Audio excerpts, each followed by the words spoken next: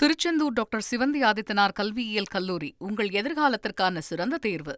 இந்தியாவில் 16 வகையான கூட்டு மருந்துகளுக்கு மத்திய அரசு தடை விதித்திருக்கிறது. இது தொடர்பான முக்கிய செய்தியை பார்த்து வருகிறோம். கூடுதல் விவரங்களோடு இணைகிறார் எமது செய்தியாளர் ரமேஷ்குமார்.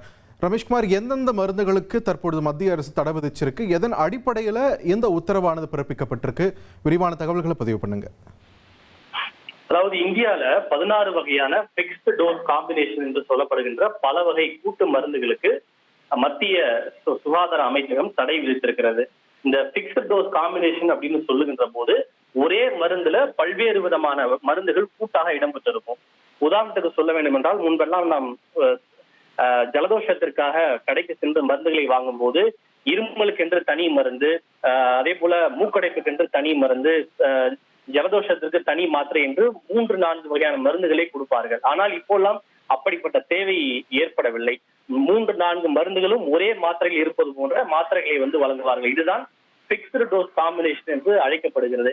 இப்படி உடல் நலத்திற்கு தீங்கு விளைவிக்கக்கூடிய, நடைமுறைக்கு ஒவ்வாதது என்று கண்டறியப்பட்ட 16 வகையான அந்த பிக்ஸ்டு டோஸ் காம்பினேஷன் மருந்துகளுக்கு தான் மத்திய சுகாதார அமைச்சகம் தடை விதித்திருக்கிறது. பொது சுகாதாரத்தை பாதுகாப்பதையும் அறிவியல் பூர்வமாக நியாயப்படுத்தப்பட்ட மருந்து கலவைகள் மட்டுமே கிடைப்பதை உறுதி செய்யும் விதமாக இந்த நடவடிக்கை என்பது எடுக்கப்பட்டிருக்கிறது.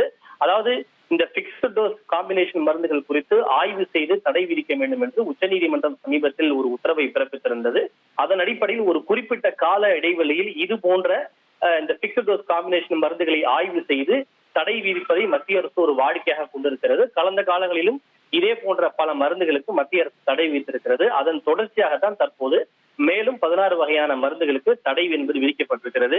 இதுல மருந்துகள் மட்டுமின்றி ஆன்டிபயாட்டிக், அதாவது நுண்ணுயிர் எதிர்ப்புகள், அதே போல வலி நிவாரணிகள், காஸ்மெட்டிக் ஐட்டம்ஸ், நம்ம முகத்திற்கு போடக்கூடிய வெளிப்பூச்சு மருந்து உள்ளிட்ட பல்வேறு விஷயங்களும் அடங்கும். குறிப்பாக ஆலோவேரா மற்றும் ஆரஞ்சு ஆயில் இணைந்த இந்த மருந்து, அதே போல ஆலோவேரா, ஜோஜோபா ஆயில், வீட் ஜெர்ம் ஆயில் மற்றும் டிடி ஆயில் ஆகிய கலவைகள் இணைந்த சரும மருந்து, ஆலோவேரா, விட்டமின் இ மற்றும் ஹெர்பல் இணைந்த மருந்து கலவை, அதே போல டிஸ்க்ளோமைன், கிளைடினியம் புரோமைடு மற்றும் பாராசிட்டமல், கிளைசியனேட், குரோமியம், பைகோலினேட், இப்படி பல்வேறு வகையான மருந்துகள் இருக்கிறது. இவையெல்லாம் தனித்தனியாக உபயோகப்படுத்துவதற்கு எந்த விதமான தடையும் இல்லை. ஆனால் இவை கூட்டாக இணைந்து பயன்படுத்துவதற்கு தடை என்பது விதிக்கப்பட்டிருக்கிறது. இவற்றை உற்பத்தி செய்யவும் விற்பனை செய்வதற்கும் தடை என்பது முழுமையாக விதிக்கப்பட்டிருக்கிறது. நன்றி ரமேஷ்குமார், உங்கள் விரிவான தகவல்களுக்கு. திருச்செந்தூர் டாக்டர் சிவந்தி ஆதித்தனார் கல்வியியல் கல்லூரி உங்கள் எதிர்காலத்திற்கான சிறந்த தேர்வு.